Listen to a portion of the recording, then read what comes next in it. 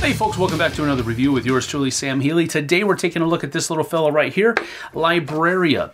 Now Libraria is a quick little two-player game, takes about 10 to 20 minutes to play altogether, where you're simply just placing gems on a grid, a 5x5 grid of bookshelves, trying to score the most points. You want to watch out for those mice though, because they'll subtract points from your total. Let's get down to the table, I'll show you how it works, and we'll come back with some final thoughts in just a few moments.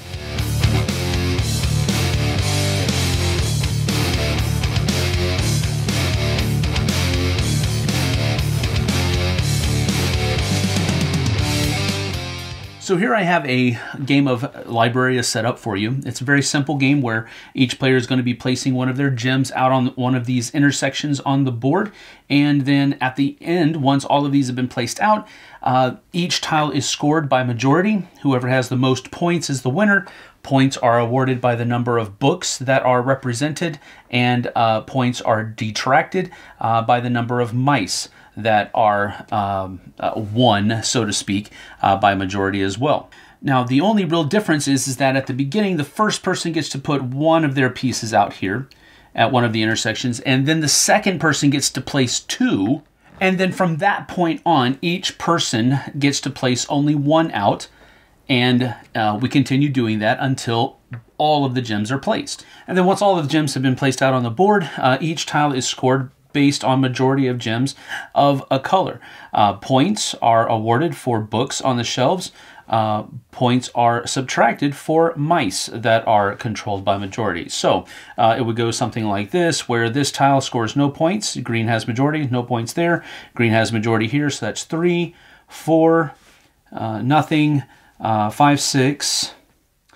When there is a tie like this, no points are awarded or subtracted if it's a mouse tile. So that's 6, nothing, 7, nothing, 8, 9, nothing, 10, -1, so back to 9, nothing, nothing, plus 3 is 12, nothing. All right, so green would end with 12 points. And so now with red scoring, we're going to go through. This is very much a green row. No red majority here, no red majority here. Here we do have a full red majority, which means that that tile is going to give +1. So that's 4. And then they have majority here, 5. Majority here, it's -1, 4. Majority here, 4 plus 3 is 7. -1 here, 8. Plus 3 here, so that is 11, 12, 13, nothing, and then 14, 15. So you do have 15 on red to 12 on green, so red would actually be the winner here. And that's generally how you play Libraria.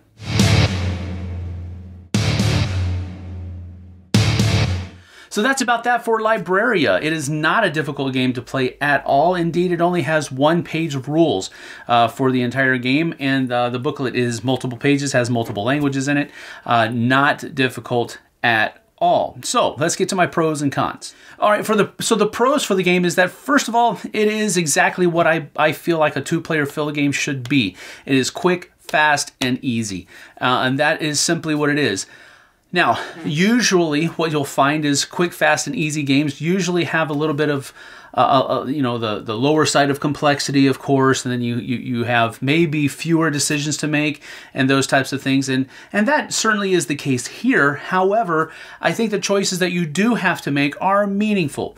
It is very much a strategic, abstract game where you are simply trying to outwit your opponent on placement of those gems to score the most points. Now, some of them are going to be kind of where you're basically trying to hold out as long as you can, because you don't want to place next to those tiles that have mice on them, because you don't want those negative points. You certainly don't want to have full control of one of those tiles, because they'll get you an extra point of subtraction from your total score. So you definitely want to do that. So it's very much a little bit of a cat and mouse game, no pun intended, of course, where you are simply waiting out your opponent to try to get better placement and force them to place gems where they maybe don't want to.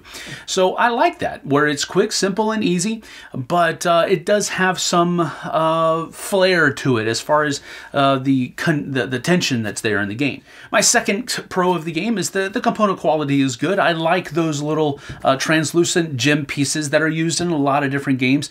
They add a level of pop to the game. It could have easily been like cubes or something to that effect. I like the decision that they made to go with gems because it makes it pop on the board a little bit more.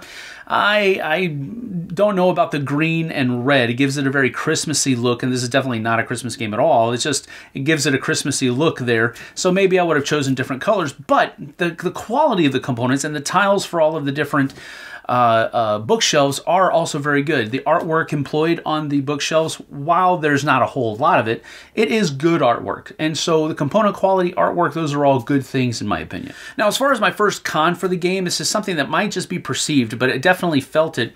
And that is, I think with clever play, there's going to be a lot of ties in the game. If both players are savvy on the game and are of equal intellectual value, whatever you want to say, I think there's going to be a lot of ties. And there's no allowance for ties in the rulebook. So maybe that's something they didn't run into in playtesting enough to warrant it. But whenever you're garnering points, there's going to be ties, and they didn't allow for that. And that's one of the things that I don't like when rule books kind of ignore, is this idea of, or they even kind of just shuffle it off to the side and is, oh, it's a shared victory and all this kind of stuff. No, if you're going to have a contention here in a game, you need to provide for a tiebreaker because it's possible, so provide for it. And the rule book didn't do that. So that's unfortunate. But I mean, really, that's about it. I mean, there's so little here. There's not a whole lot to critique, so to speak. So, I mean, there's just not a lot here, which is a good thing on one hand because, you know, it's a very fast, fun, easy, simple to use, simple to play game that is really just a filler. And it fills that gap pretty well. And I like that. So there's not a lot good to say, and there's not a whole lot bad to say because it's so small. And so I'm not trying to give it less of a shake, so to speak. It's just there's not much to say about it. I enjoyed it. It's a good filler, and I think it'll fill that role well. So I'm going to give it a 6 out of 10 altogether. It's not ground-shakingly good, but it's also not horribly bad either. It's just kind of middle of the road, but a little bit better because I would probably be more willing to pull this one out as a filler as opposed to something that is probably on the same weight but takes, you know, maybe twice the time. Whereas you're still only talking about 30 minutes tops. But really, I think that this one does a good job for what it does. So 6 out of 10 for me.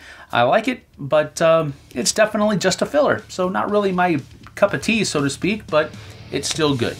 So thanks for joining me. I certainly appreciate it, and we'll see you guys and gals on the flip side. Take care.